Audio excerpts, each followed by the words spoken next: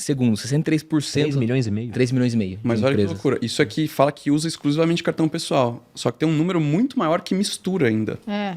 Então, esse número de 3,5 ele é muito maior. E uma coisa que a gente percebeu, que a gente começou a colocar na nossa oferta, tinha muito empresário que usava o cartão pessoal, porque ele falava assim, mas eu acumulo ponto, milha, o cartão corporativo não me dá isso, né? A gente falou, pera lá, então a gente tem uma forma de resolver. Aí a gente tem hoje uma dinâmica de cashback para os clientes, a gente fez parceria com a Livelo, então os clientes podem trocar por pontos da Livelo, e a gente está fazendo uma parceria com outra empresa de travel, né? de viagem. Então a gente começou, só que a gente gosta de falar que a gente nem traz tanto cliente pelo cashback, porque a gente fala, se ele vem pelo desconto, quem dá um desconto maior vira guerra de preço, né? E a gente fala, nosso valor está na plataforma. Mas, querendo ou não, tem que ser uma forma de gerar um atrativo. Mas já era mesmo, porque eu lembro quando a gente virou cliente, né? Uma das coisas é isso, cara, cartão corporativo é horrível. E vocês tinham cashback. Eu falei, pô, é muito diferente do que eu estava acostumado. Já abre a conversa. Sim, né? abre a conversa. Aí depois a gente estava até falando com o Janotto, né? Aí eu gosto de falar, quero te chamar porque a gente está ajudando vocês na integração aqui do RP, a gente quer apoiar, porque essa é uma etapa que quem usa o cartão não vê, mas quem está no financeiro, vixe. Janotto é o CTO aqui do grupo. Isso. E foi quem contratou Conta Simples lá atrás. Lá atrás. E aí a gente falou, a gente ajuda, porque no final do mês o financeiro tem que pegar o extrato. A gente brinca que eles são pintores de Excel, né? Que ele tem que ir lá, essa aqui tá anexada a transação, não tá, qual que é? Ah, tá. Aí leva para RP, aí bate e depara. Isso gasta não sei quantas horas por dia só para fazer. E a gente fala, conta simples. Nem sempre é eficiente, né? Nem sempre gasta um Não, pelo contrário, nunca é eficiente, né? Porque tá fazendo na mão. E a estimativa que a gente tem é que os nossos clientes reduzem só nessa etapa, por semana, quase 25 horas por semana. Semanais. E o financeiro nunca é um time que tá sobrando gente. Porque pensa que o cartão já nasce com uma configuração de centro de custo, com uma categoria atrelada na transação, essa informação já vai direto para o extrato já está integrado com o RP, e a nota fiscal da transação a gente coleta via WhatsApp ou via qualquer outro canal e já deixa ela dentro da linha do extrato, dentro do RP. Né? Então aí elimina todo esse trabalho. Então esse é o valor que a gente gerou. A gente fala assim, que banco que hoje que faz isso? Nenhum está fazendo nessa ótica. E essa foi a grande sacada que a gente teve para conseguir criar uma diferenciação em pouco tempo, né? E ser relevante. E o que a gente entendeu que o que a gente fez para cartão dá para fazer, obviamente, para o resto e construir para pagamento de fornecedor, pagamento de folha, outros pagamentos mais pulverizados, né? Então, a gente brinca que são 7 anos quase de operação, mas é day one ainda que a gente olha o que tem para fazer. Uma curiosidade aqui, Rodrigo, antes de entrar mais no tema, mas eu tenho que perguntar, cara, você formou com quantos anos? Eu me formei em 2018, 23. 23? Muito jovem. E você, praticamente com 23, criou Conta Simples? Foi. Eu estava montando um outro negócio, uma wallet de pagamento, deu tudo errado. Aprendi muito naquela experiência. O Gotti acompanhava de longe essa experiência aí. E aí eu deu errado. Eu falei, cara, tem uma dor aqui de cartão. Eu era o sócio que tocava o financeiro dessa empresa, dessa startup, né? Não dá nem pra chamar de empresa. O banco era burocrático, não tinha cartão corporativo disponível, atendimento ruim. Eu falei, não é possível que tá todo mundo sofrendo com essa dor. E eu comecei a ver outras empresas fora do Brasil com uma tese parecida dando muito certo. Falei, tem essa dor no Brasil. E acho que foi uma mistura de uma paixão por empreender, ingenuidade de achar que a jornada ia ser muito mais fácil. Que bom que foi ingênuo, né? Que bom que foi ingênuo. E acho que uma vontade assim, gigante de fazer acontecer, de mudar uma indústria, de impactar. Tem uma história muito legal, que foi assim que eu me aproximei com o Gotti. Você tinha quantos anos na época, a gente começou em... eu tinha 28. 28, já estava mais 27. estabelecido, assim. Aí um cara de 23 fala, vamos criar uma empresa? Aí você fala, vamos? Não é como criar uma empresa, vamos fazer um banco? É diferente. Eu falei, cara... Calma, jovem. Calma. E assim, a gente olha e fala assim, não, dá. E aí, obviamente, o pessoal em volta de nós, eles olhavam e falavam assim, beleza. Legal, tapinha nas costas assim. Remédio. Quando começou, assim... Você ficou quase 4 anos. Fiquei quase 4 anos, né? Só que eu falei, cara, um dia eu gostaria de construir alguma coisa que seja minha também, né? Eu não sabia direito, empreender não era algo que estava claro ainda na minha cabeça, porque minha mãe é funcionária pública, eu fui funcionária pública da Força Aérea, né? Meu pai trabalhou 35 anos na mesma fábrica. Eu falei, cara, eu entendo que é diferente, eu quero outro tipo de coisa. Para mim, eu só não sabia exatamente o que, né? E aí, quando eu entrei nesse mundo de startup, tecnologia, eu falei vi que tinha essa oportunidade. Eu falei assim, poxa, é uma indústria que eu conheço, financeira eu conheço, cartão de crédito eu conheço, é gente legal, pessoas que eu gosto, que eu confio, a gente é complementar. Eu lembro muito, né? Eu tava sentado como é que chama? No tapete, na frente da televisão, assim, do nosso apartamento, eu e a Pana, que é na época minha namorada, hoje minha mulher. Falei assim, eu acho que vamos fazer esse negócio, porque, cara, é a chance da gente construir um negócio gigantesco que não tem ninguém fazendo. E ela falou assim, então vai. Eu falei, eu vou. Aí a gente seguiu em frente. Obrigado por... Mas isso é curioso, né? Porque de vez em quando alguém aparece pra falar comigo com uma oportunidade e falando, olha, não tem ninguém fazendo isso. Eu falo, cara, por que não tem ninguém fazendo? Será que não deveria ter gente fazendo? Então, e porque é que a nossa indústria é uma indústria... Daí eu vou colocar minha visão, que ela é muito pautada em como as coisas já operam e a dificuldade de mudar, ela é muito grande e na minha opinião, tem uma questão até grande de interesse, porque a gente não, como eu falei no começo, a gente não muda, se o Pix custa 1, custa 0, isso não é o importante pra gente. O importante é como a gente muda a vida da empresa. Eu tenho certeza que se for lá no financeiro, vai falar, cara, a vida do Grupo Primo é muito melhor depois que a gente começou a usar os cartões da conta simples. É isso que a gente quer. Só que o interesse, não é questão de interesse, mas aqui a capacidade dos nossos concorrentes de fazerem isso, ela é baixíssima. E até a forma de entender o problema, né? Porque Exato. Quando a gente entrou na indústria, né, de banco, o banco pensa, como que eu vendo mais produto financeiro? Quanto que eu consigo cobrar mais no crédito? Quanto que eu vou dar mais de retorno sobre os investimentos? A nossa lógica nunca foi essa. Foi, cara, como que a gente reduz o tempo do financeiro na conciliação? Como que a gente faz eles tomarem decisões mais inteligentes? Como que a gente elimina trabalho manual e libera trabalho e tempo estratégico para os times? Exato. E aí, quando a gente pensou dessa forma, a gente teve que se diferenciar na tecnologia, na gestão, né? No a mais. Então, acho que foi muito nessa lógica, né? Deu certo. Bom, começo do negócio, 3 sócios fundadores, vocês 2 mais o Fernando, que não tá aqui no podcast. Hoje são quantas pessoas no Conta Simples? Hoje nós temos 320 pessoas. Então você conseguiu o que você queria. Uma empresa grande. A laje cheia. Inclusive, deixo o convite para vocês irem conhecer nosso escritório. A gente está ali perto do Shopping Morumbi, tá bem legal o escritório. Então, bacana. Hoje, quando eu olho aquele escritório daquela empresa que eu fui... Acho que o nosso é bem mais bonito. Eu acho que o nosso ficou mais legal. Muito mais legal, uma vista muito mais legal. E como é que foi esse processo, cara? Porque vocês tinham essa ideia que o Ricardo achou tão genial que ele falou, cara, não quero a oportunidade, você também não quis, vou comprar essa ideia, vou entrar como sócio. De onde veio o capital inicial para fazer isso? Vocês reuniram, porque você tinha 23 anos. Eu não tinha muito dinheiro. Você já tinha algum dinheiro, né? Não sei o Fernando, mas como é que vocês fizeram? Buscaram investidor? Mas ninguém tinha dinheiro sobrando, assim, então... A gente teve que buscar investidor. Então, a gente começou o capital social da Conta Simples, abriu o CNPJ com R$10 mil. Esse foi o capital social. E aí a gente conheceu alguns investidores anjo da indústria de pagamento, startup, fintechs. E aí a gente tem 2 caras assim que são anjos de verdade. Que um é o Rodrigo Dantas, que fundou a Vindi e depois ele vendeu para a Local Web. E o outro é o Paulo Silveira, que fundou a Alura. E aí também criou um grupo de educação muito interessante. E o Rodrigo Dantas, ele investia em fintech, startup. Aí a gente conheceu ele, assim, a gente... foi na cara e na coragem, pedir contato ali e tal, ele marcou um papo, gostou, falou, pô, se vocês não forem montar esse negócio, eu tenho interesse. E aí ele colocou um dinheiro, o Paulo colocou mais um dinheiro ali, mas assim, e trouxeram mais 2, 3 investidores, mas foi um cheque de R$160 mil. Esse foi o cheque, assim, do início.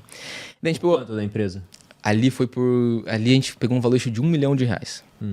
E ali a gente teve que depois renegociar essa participação, porque ficou bem esticado, só que ele queria fazer uma diligência.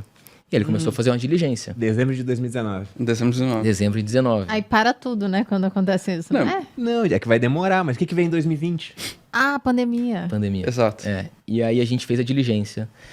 Tava concluída a diligência. Na semana que concluiu o lockdown, todo mundo vai para casa, circuit break na bolsa, mundo acabando. E aí o investidor me liga e fala assim, olha, aqueles R$500 mil, eu não sei se eu quero colocar, a gente Acho que não vai ter mais. A gente precisa fazer um plano de contingência. E a gente passou o final de semana fazendo um plano de contingência, cenário A, cenário B, cenário C. Se acontece tal coisa, a gente economiza tanto e tal. Apresentamos o plano. Daí o investidor falou, pô, não gostei do plano, quero investir. Aí ele vem com um contrato, um acordo de acionistas super espinhoso. Assim, que praticamente ele era um minoritário que controlava a empresa. Só que a gente, naquele momento, a gente era muito pequeno. A gente tinha 12 pessoas, talvez. 12 pessoas. A gente estava começando. E assim, iria ser um nível de governança para uma startup que precisa que crescer ser rápido, precisa interar, precisa errar. Num nível que, assim, uma empresa, a gente fala assim, é uma empresa super estruturada. Isso aqui não dá pra gente fazer isso. A gente precisava do dinheiro. No final do dia, a gente quase teve que se submeter a fazer isso. Mas daí depois eu acho que o Rodrigo vai contar agora, mas a gente não precisou. Mas aquilo teria sido um tiro no pé, né? Porque ia ser uma bola de ferro enorme no nosso tornozelo que a gente não conseguia ter velocidade para fazer o que a gente precisava fazer. Não ia ter. E aí a gente naquela, aceita ou não aceita. O primeiro investidor lá, o Rodrigo Dantas, falou assim, cara, o Y Combinator tá com as inscrições, estão querendo olhar para startups no Brasil. Vale se inscrever. O que é o Y Combinator, pro pessoal que não conhece? O Y Combinator é uma aceleradora de startups que fica no Vale do Silício. Foi fundada em 2006, se eu não me engano. Assim, a maior aceleradora do mundo. Acelerou Airbnb, Dropbox, Twitch, Stripe. Né? Então, todas as startups hoje que a gente olha, né, e fala, uau, eles aceleraram. E eles estavam querendo olhar para empresas no Brasil. E acho que hoje eu não lembro agora o número atualizado, mas se pegar todas as empresas que passaram pelo Y Combinator, o market cap, né, o valor de mercado já é mais de $1 trilhão. Nossa. Alguma coisa assim, né? Então, ou tá próximo de $1 trilhão, assim, é um negócio grande. De tempo, se não tiver também. É questão de tempo. E agora com AI, com todas essas de AI.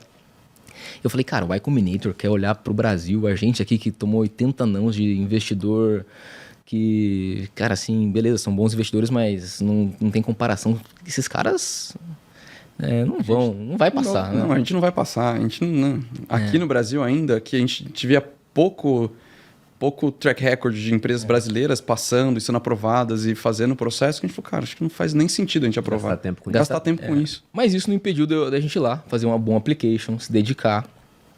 Para quem tomou 80 nãos, né, tomar mais um não vai fazer diferença. Não vai fazer diferença. A gente aplicou e aí a gente de repente viu, eles pediram um vídeo. Eles pedem um application, depois um vídeo. A gente mandou o vídeo e aí foi lockdown, foi aquele negócio, todo mundo vai para casa, home office. E aí morreu. Passou 2 meses, a gente estava trabalhando, eles mandaram, a gente quer fazer uma entrevista. A gente falou, não, vamos fazer uma entrevista então. E aí a gente, assim, nem olhou muito o que era a entrevista. Foram 10 minutos de entrevista, eles são super eficientes. Assim, Só 10 minutos? Só 10 minutos. É jeito americano de ser. É extremamente direto ao ponto, sem rodeios. Pergunta na lata, você tem que responder também direto. Como é que era o inglês? E aí era a premissa nossa, um canal, uma dor, uma persona e um produto. O produto era os múltiplos cartões, a persona era empresas que anunciavam no mercado de marketing digital, a dor era a contingência, o canal era via influenciadores, os donos das comunidades. Né? E aí, até hoje, a gente tem uma awareness na indústria do marketing digital de 80% de brand awareness nessa indústria. Até hoje. Né? Então, mas isso veio lá de trás. E esse foi o embrião da gente achar a veia de crescimento. E aí, nesse meio tempo, enquanto o Got resolvia lá os clientes, as dores, junto do Fernando, eu estava lá vendendo para investidor e tudo mais, e a gente entrou no Y Combinator. Né? E essas duas coisas juntas, ao mesmo tempo, no meio da pandemia, a gente explodiu. A gente passou no Y Combinator, pegou o investimento, a gente entrou no IC, a gente faturava na época, acho que era R$40 mil por mês. O programa foi de junho a agosto. A gente terminou agosto lucrando R$250 mil. Caramba, vocês faturavam 40? A gente faturava 40, a gente terminou agosto lucrando 250. Caramba. E era um crescimento que a gente fala que é o Product Market Fit, né? Nossa, mas foi muito bizarro o crescimento. Foi. A gente tinha semana que a gente crescia 35% Na semana. Na semana. Mas se eles assim, estão falando que era uma galera do digital, era o momento Não, a pandemia mais foi onde estourou. explosivo, Não, né? foi onde estourou. E todo mundo estava procurando soluções. Não, exato. toda a minha simpatia quem perdeu parentes na pandemia, né? Passou por momentos difíceis, mas pro pessoal que vendia no digital, a gente começou a descobrir que a viagem pra França era um concorrente nosso. Porque o cara deixou de viajar e comprou o produto, entendeu? Exato. Tava trancado em casa, falou, vou estudar. É isso aí. E uma coisa que a gente percebeu, e aí isso é muito legal da indústria do digital e da indústria do mundo de startup, que é a nossa origem também, né? É que são públicos que não são públicos que pegam, encontram alguma coisa e esconde embaixo da cadeira para ninguém ficar sabendo, sabe? É o contrário. Aqui, gente, achei isso aqui. Exato, porque assim, a gente vê que é um movimento de todo mundo querendo se ajudar. Comunidade. De fortalecimento, de construção. E aí, a gente nem sabia exatamente, por exemplo, que tinha muita gente super influente que eram nossos clientes. Eu tenho uma história que uma vez eu atendi os clientes, eu atendi todos os clientes até a gente ter quase 1.500 clientes na conta simples, eu era o suporte. Aí eu fiz um negócio, eu bloqueei uma conta de uma pessoa, né? Aí eu falei, cara, Toga, eu vou precisar de R$60 aqui do orçamento para mandar um chocolate lá. Mandei um chocolate, na hora começou a ter pedido de abertura de conta. E o nosso Instagram também começou a aumentar o volume de seguidor de uma maneira que a gente falou, cara, o que aconteceu? Só que a gente falou assim, eu falei, cara, o que aconteceu? Eu falei assim, e aí, né? O que a gente fez de marketing e tal, né? Cara, não, era uma pessoa super relevante da indústria, fez um post assim, ó, o pessoal da Conta Simples, tal, tem um problema, resolveram, mandaram chocolate e tal. Na hora que eu vi, assim, cara, é isso. Vamos mandar chocolate para todos. Chocolate é o problema. Chocolate pra todo mundo. Sempre foi a solução, gente. Então a gente percebeu que essa fortaleza da comunidade ela é muito forte. Isso foi um super alavancador pra gente. E aí foi um ponto de virada nosso, porque aí da história que eu contei, né? Que a gente tava lá tentando levantar a rodada, acha esse canal, a empresa cresce, a gente termina e faz o Demo Day, que é o momento que se apresenta a Conta Simples, né? Faz o pitch para vários investidores lá do Vale. A gente levantou $2,5 milhões depois do Y Combinator, né? E aí foram, na época o dólar já tava... Qual que era o valuation nessa época? O valuation nessa época era $12,5, já era mais de R$50 milhões. E... Pô, isso em coisa de Um ano. Um Pouco. Um ano, um pouco menos de um ano. E aí Quando é que vocês tiveram a percepção, cara, deu certo? Foi nessa época? Quando explodiu Não. assim? Ainda não era? Não, cara.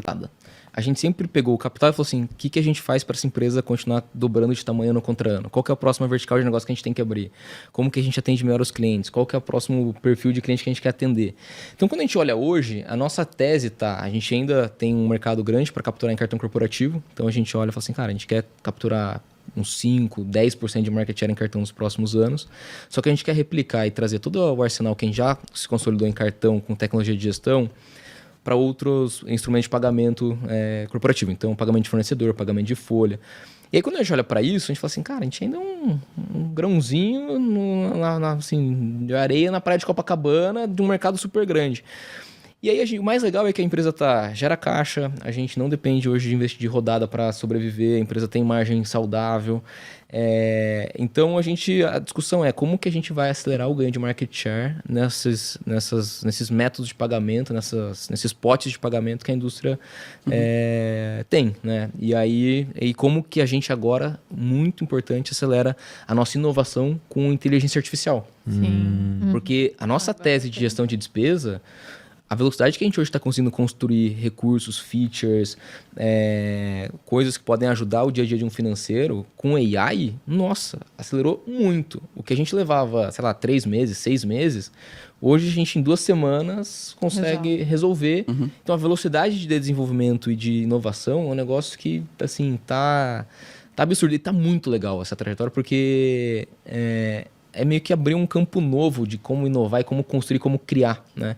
Então, assim, eu tô me divertindo nessa nova era de AI, a gente começa, a gente mesmo, né, que já tá distante de uma posição mais de operação, aplicando muito AI no dia a dia e vendo impacto. Então, assim, o que eu vejo e vislumbro, que a gente fala muito lá, é que a gente quer transformar a indústria de pagamento no Brasil e que exista um antes e um depois da Conta Simples. Que as empresas olhem e falem, putz, antes da Conta Simples, os cartões eram burocráticos, os pagamentos a conciliação era difícil, a visibilidade as empresas não tinham, e com Conta Simples as empresas têm visibilidade, as empresas conseguem operar de forma mais eficiente, conseguem economizar capital, conseguem, né, de fato, mudar essa indústria. Então, minha sensação é essa, assim, é um pouco mais subjetivo, mas assim, chegar nesse ponto, que eu falo assim, cara, tem um antes e o depois de Conta Simples. E Mas isso é o subjetivo. E o objetivo? O objetivo eu respondo. Boa. E Vai que você é um engenheiro. A sensação é um pouco desse sentimento que o Rodrigo está falando, é quase como se a gente voltasse a um pouco do começo da Conta Simples, porque é meio que assim, a gente está voltando a poder construir num papel em branco de novo, com toda essa nova era que a gente tem. E é muito mais rápido, sabe? Então, é um sentimento muito legal. E objetivamente falando, a gente nunca vendeu R$1 a 50 centavos, por exemplo. A gente sempre teve a ideia e sempre quis montar um negócio de maneira sustentável, para que a gente possa ter a opcionalidade de fazer o que a gente quiser. Você quer fazer um IPO? Se a gente quiser fazer um IPO, podemos fazer. Se a gente quiser vender, a gente vende. Se a gente só quiser continuar crescendo o negócio do jeito que a gente está fazendo, sem ter que responder, a gente continua. Então, o nosso pensamento é ter opcionalidade de fazer o que a gente quiser. E para isso a gente tem que continuar crescendo, sustentável, mantendo o nosso jeito de operar. Então, esse é objetivamente falando, Mas tem um número que a gente colocou, né? Tem. Objetivamente. Em 2030, a gente quer atingir 500 bilhões de reais em transações de pagamentos corporativos, né? Então, a gente está em 80. 5 anos. A gente tem Exato. aí, quase Pelo 5 anos. Pace, né, você falou que são Quase. 2,5 bilhão por mês hoje. Tem que aumentar, tem que Tem acelerar. que dar uma Mas acelerada. deve ter um growth nisso. Onde que está esse growth? A tese é, a hora que a gente traz todo o arsenal que a gente construiu para cartão para os outros pagamentos, principalmente o pagamento de fornecedor, que hoje é 55% dos pagamentos corporativos hoje da indústria brasileira é fornecedor. Sim. A hora que a gente traz essa diferenciação para o pagamento de fornecedor e depois para a folha e pagamentos pulverizados, aqui é onde vai gerar esse growth, crescimento. essa curva mais exponencial, né? E a gente consegue catch up, porque no pace que está, né, não chegaria. E aí esse é o desafio, e essa é a meta audaciosa que a gente tem lá, né? De processo, mas é genérico, né? Então eu brinco assim que, cara, eu sou generalista, eu sou bom até certo ponto em várias coisas, mas eu não sou o melhor em nada assim de forma profunda, né? Eu não vou ser o melhor desenvolvedor da conta simples, eu não vou ser o melhor marqueteiro, eu não vou ser o melhor vendedor, provavelmente eu não sou o melhor planejador financeiro, né? Mas eu sei falar de todas essas áreas, né? E acho que isso foi que me deu a capacidade de sentar na cadeira que eu sento como CEO. Então isso foi, sim, importante. O inglês, sem sombra de dúvida, não gostava de estudar inglês, meus pais obrigavam. Meu pai joga na cara até hoje, né? Lembra que você falava que você não queria estudar inglês, depois você ficava lá naquele mesmo quarto fazendo call com o investidor, não sei o quê, né? Falava, pô, obrigado, pai. Isso foi determinante. E acho que assim, cara, tem uma coisa que a gente aprendeu no IC. Um sócio falava assim, the desire to be huge must come from inside. Assim, a vontade de ser grande tem que vir de dentro. E acho que a gente sempre teve isso, assim, esse brio, essa vontade de querer fazer, de olhar e tomar 80 nãos e falar assim, cara, dane-se, eu vou tentar mais uma vez. Bater na porta de cliente e o cliente falar, não quero falar, e a gente dá um jeito de vender para o cliente, a gente vender sonho para as pessoas que foram trabalhar com a gente, né? Porque esse é um outro ponto, construir time, né? Cara, hoje a gente tem um time espetacular, muita Atrair gente competente. talentos, né? Eu olho para a empresa e falo, cara, assim, a galera vai trabalhar lá, eu falo assim, cara, que time espetacular que a gente montou. Então, assim, acho que a gente foi tendo essa alma como empresa e isso foi atraindo. E a gente, assim, passou por muitos desafios, desde rodada, mudança regulatória, competição. E aí, essa fortaleza foi o que foi blindando a empresa e a cultura de, cara, sempre dar o melhor e o máximo, assim, sabe? Acho que, e complementando um pouco eu vejo que um pouco do que o Rodrigo falou de a gente estar sempre muito perto dos clientes, ouvindo o que eles estão falando, as dores. E aí é de uma maneira bem genuína, sabe? Porque sempre foi super genuíno nosso. Isso reverberou muito para as outras pessoas e faz com que a galera esteja muito próxima dos clientes também. Então, ainda assim, se a gente não tiver um produto que atenda às dores dos clientes de verdade, assim, nada vai funcionar, porque os clientes não vão vir ou não vão ficar.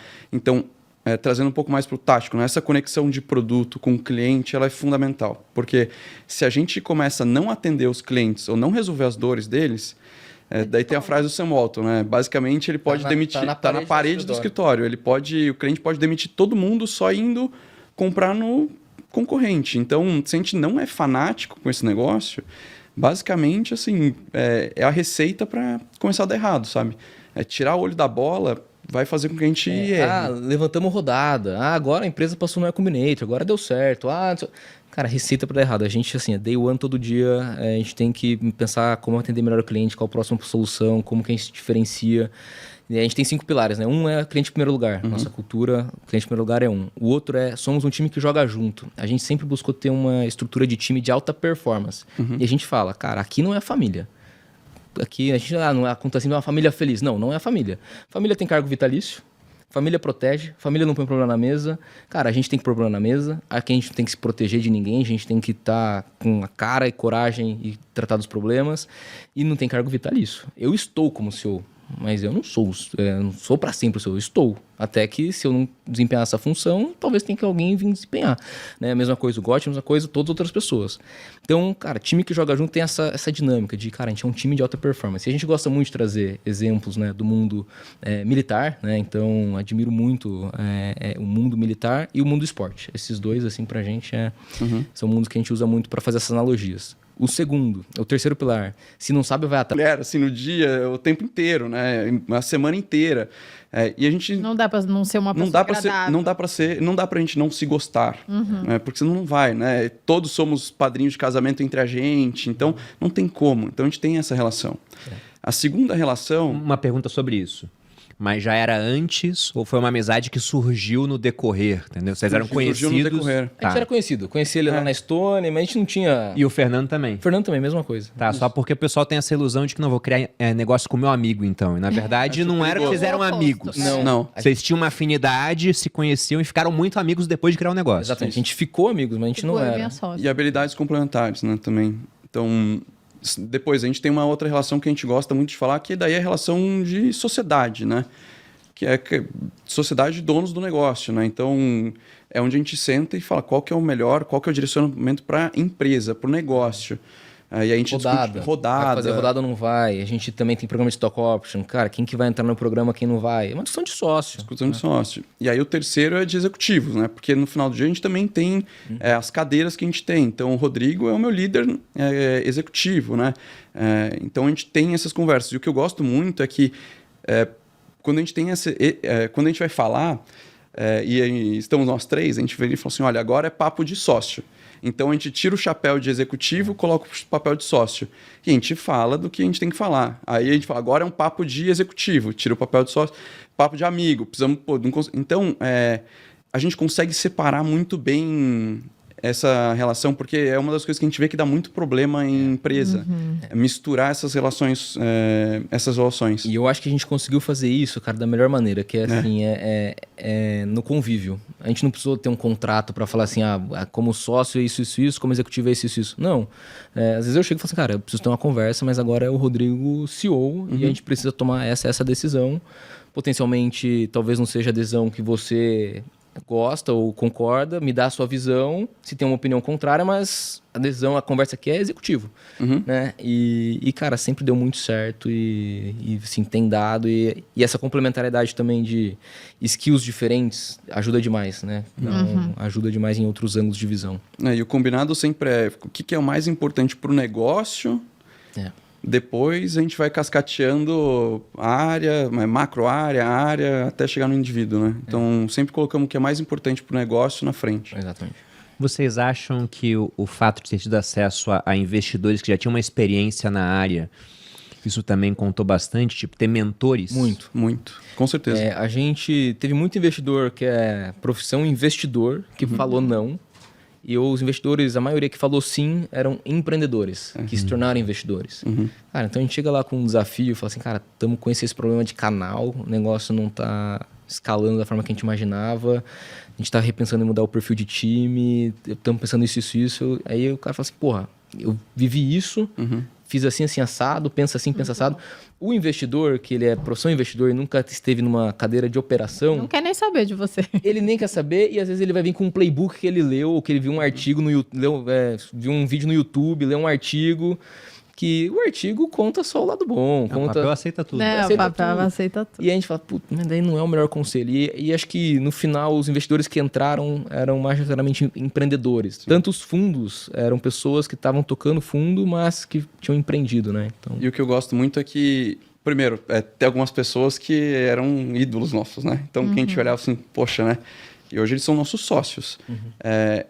E o que eu mais gosto de muita hora é que ele fala assim, a gente como... Eles falam assim, muitas vezes, a gente como sócios, a gente precisa ajudar nesse caminho. Poxa, ter gente que te apoia ou que tá ali atrás dando esse suporte é um negócio super diferencial. O investidor líder do Series A foi o Justin Matin, que fundou o Tinder. Né? Ele é um dos fundadores do Tinder. Né? É um cara que montou um negócio que escalou muito rápido. Global, pô. Global. Tech na veia. Né? E então, assim, esse acesso com pessoas como o Justin, ou eu gosto até dos investidores que são Brasil, porque conhecem um componente benefício da remuneração da pessoa, né? Porque... Exato. Teve executivo que a gente trouxe que ele viu o stock option como um componente de remuneração. Eu tenho o meu salário, eu tenho o meu bônus e eu tenho os stock options. Cara, a gente falou, cara, stock option aqui não faz seu cálculo do seu total compensation colocando a conta do stock option. Porque o stock option aqui não é mais uma soma no seu compensation. É uma parte do equity que vale muito e independente se você sentar na cadeira A, B, C ou D, comportamento de sócio transcende o papel de qualquer executivo ou de qualquer... Né? A gente fala que, é o que o Gotti fala. Cara, se eu for pra guerra, eu levo essa pessoa comigo, essa pessoa vai estar na trincheira comigo na linha de frente? Se a resposta for não... Porque tem muita gente que quer stock option na hora que a empresa faz rodada, na hora que a empresa bate resultado. Mas quando a gente teve mudança regulatória, que a gente teve que fazer um tombamento da base inteira de cliente, que a gente não sabia o que ia ser da empresa em 3 meses, se ia dar resultado, se não ia, se a empresa ia existir. Cara, não é todo mundo que quer stock option ali. Não é todo mundo que olha para aquilo e fala assim, cara, eu acredito, eu vou fazer esse negócio. E tem gente que pula fora do barco nesses momentos de incerteza. E a gente que é o contrário. Tem gente que pula do barco para se salvar e tem gente que vai pegar ali o balde e vai começar a tirar água, né? Então, a gente nunca quis que fosse só um pedaço do pacote de remuneração. A gente quer que sejam pessoas que estão lá multiplicando esse olhar de dono. Porque quanto mais donos na empresa, melhor vai ser, mais gente alinhada a gente vai ter, melhor contratação a gente faz também, por exemplo. E assim como no Series B a gente teve a oportunidade de saída para investidor que entrou, a gente teve a oportunidade também de vender uma parte do que estava das ações Vesta para as pessoas que estavam já há um tempo relevante na empresa. Sim. Cara, teve gente que tirou uma bela quantia, falou assim, cara, puta, vou comprar um apartamento. Putz, cara, vou casar no que vem, isso aqui vai mudar a minha vida. Pô, cara, não tem coisa mais legal que viver isso, né? E a gente, dentro do mundo de startup, né, a gente vê muitas histórias que é o contrário. As pessoas têm o stock option, têm as coisas, só que é mais comum você ver não acontecer nada ou as pessoas perderem dinheiro porque tiveram que comprar a ação num certo valor e depois a empresa não conseguiu crescer e atingir o objetivo que tinha. Levantou num valor muito menor, né? A ação caiu. A ação caiu e aí perdeu dinheiro. Sim. E a gente conseguiu cristalizar isso para as pessoas que estão com a gente. Então tem um valor assim, muito grande de conseguir construir riqueza para as pessoas. É realmente uma lógica de que a gente divide o patrimônio para que todo mundo que tenha um pedaço daquele patrimônio trabalhe de uma maneira diferente, com mais intencionalidade, com uma visão de longo prazo e multiplique o valor da ação. Então não tem problema eu ter um percentual a menos, eu gosto de ter um percentual a menos para distribuir para mais pessoas, mas a gente sabe que vai ter mais gente, mais throughput fazendo o negócio valer mais. Né? E aí, só que a gente também não espera que as pessoas comecem a agir como dona depois que tem ação. As pessoas têm que agir como donas antes de ter ação. Elas têm que ser aquilo de verdade. Aí depois, ter ação é uma mera formalização, sabe? É meio que... E assim, é muito legal, porque todo mundo fala assim, ah, não, beleza, não, aquela pessoa lá é isso mesmo. E a gente já errou, né? Porque teve gente que... Naturalmente. Teve gente que recebeu a ação e começou a agir de uma maneira... Ah, agora eu sou sócio. Soberba. Agora... Agora eu tô estabilizado. Agora você marca na minha agenda pra me chamar, porque eu não vou te atender assim, entendeu? É louco. Puta, daí a gente fala, cara, erramos. Puta, erramos, né? E aí a gente... Eu fico assim quando o Bitcoin sobe. O sócio vai lá e fala grosso comigo, fala, olha lá, hein. LinkedIn Ricardo Gotchal, que também posto mais no LinkedIn do que no Instagram. E rede social, né? Conta Simples BR no Instagram e Conta Simples no LinkedIn também. Não, ter esse contato com o público no Instagram é legal, porque eu fico sabendo dos problemas antes do time, muitas vezes. Eu tenho meu esporro pronto, eu falo. Como é que eu, com 3,3 milhões de seguidores, vi a reclamação antes de vocês? É sempre a mesma coisa. É sempre o mesmo esporro. Barriga no balcão, né? Barriga no E balcão. Instagram realmente ajuda bastante. É verdade. Bem, vocês não querem deixar mais... Uma mensagem final. Agora vai você primeiro, eu tô pensando aqui. Cara, vou dar minha trajetória. Assim, a mensagem que eu deixaria pra quem tá escutando é que a gente tava até falando disso antes de começar, né?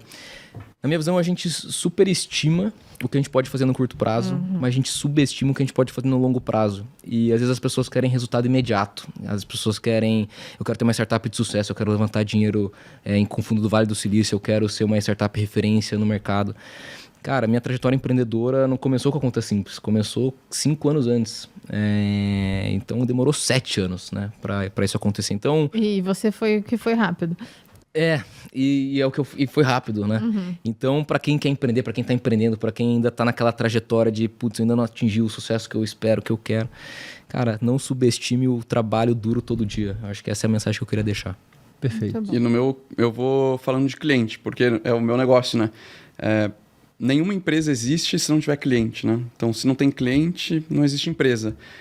E esse, junto com o Action, é o outro maior ativo do negócio. Então, as pessoas precisam conhecer profundamente seus clientes. Entender tudo deles. E achar que você sabe o que eles precisam sem necessariamente conversar de verdade, você provavelmente vai errar. Então, é muito melhor você ter clareza de um público, entender muito profundamente as dores, as necessidades, construir algo de valor de verdade, do que você achar que sabe tudo, ter essa soberba, né, que você falou, e não conversar com o cliente. E tem muita gente que negligencia o cliente. Então, se não tem cliente, não existe empresa. Minha recomendação é nunca negligenciar isso. Nunca. Muito bom. Perfeito. Muito obrigado pela presença, gente. Adoramos a história. Espero que vocês tenham gostado também. Vocês encontram a gente aqui semanalmente no canal dos Sócios, sempre com um episódio novo para de alguma forma agregar na sua vida. E vocês também me encontram no @maluperini no Instagram. Vocês me encontram no Instagram Bruno_Perini, canal do YouTube Você Mais Rico. Tem vídeos semanais. Para quem assistiu, nosso muito obrigado pela audiência, aos convidados. Foi um prazer recebê-los. Espero que voltem mais vezes. E é isso, gente. Grande abraço e até a próxima. Beijos.